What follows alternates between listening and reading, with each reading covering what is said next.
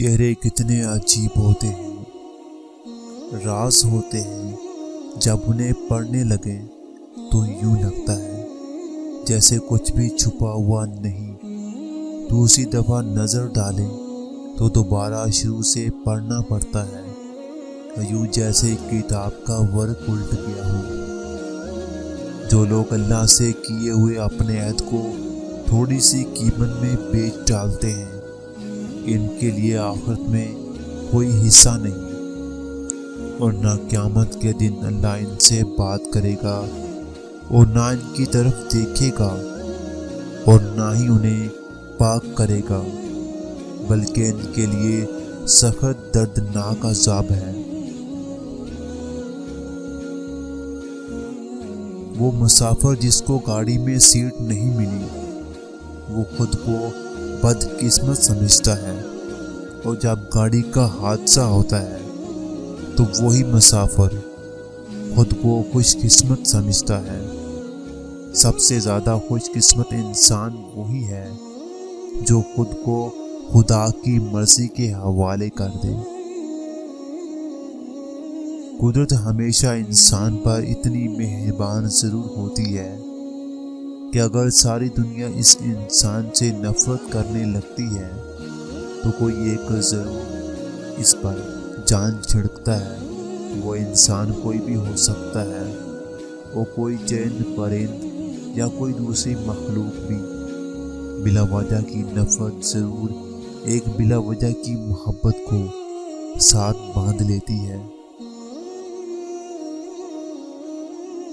غم نہ کرنا کہ دنیا آپ کے ساتھ نہیں، بلکہ خوش ہونا کہ دنیا کا مالک آپ کے ساتھ ہے۔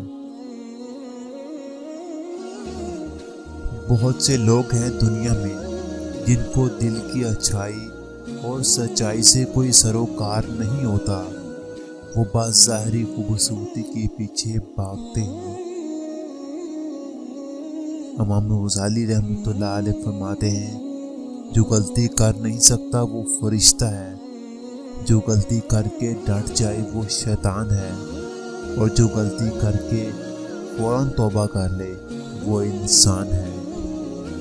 قرآن کو دل کی آنکھ سے اگر پڑھا جائے تو صاف نظر آتا ہے کہ اللہ کا سخت لہجہ صرف کافروں، منافقوں، مشرکوں، اللہ اور اللہ کے رسول صلی اللہ علیہ وسلم کا مذاق اڑانے والوں اور اللہ کو بھول کر دنیا میں مگن ہو جانے والوں کے لیے ہے۔ سچے پیار کو اعتبار، یقین اور وفاداری کی ضرورت ہوتی ہے، نہ کہ چاکلیٹ، پھولوں اور مہنگے تحفوں کی۔ تمہارے نفس کی تربیت کے لیے اتنا ہی کافی ہے کہ تم ان چیزوں سے دوری اختیار کرو جو تمہیں دوسروں میں بری لگتی ہیں۔ جس چیز میں اللہ کی رضا ہوتی ہے وہ چیز ہمیں کبھی بے سکون نہیں کرتی۔ تم نے اللہ کو خود دیکھا ہے؟ جی بہت دفعہ۔ کب؟ جب اس نے میری پردہ پوشی فرمائی، مجھے رزق عطا کیا، مجھے عافیت بخشی۔ بابا جی کہتے ہیں، بار بار ہاتھ دھو رہے ہو، کبھی دل دھو لو، نفرتیں بھی تو وبا کی طرح پھیل رہی ہیں۔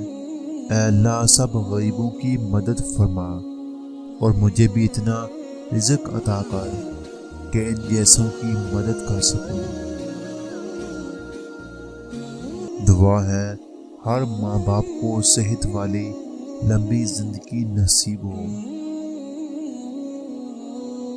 اگر ہم سے غلطی ہو جائے تو ابلیس کی طرح دلیر نہیں ہونا چاہیے، بلکہ معافی مانگ لینی چاہیے، کیونکہ ہم ابن آدم ہیں، ابن ابلیس نہیں۔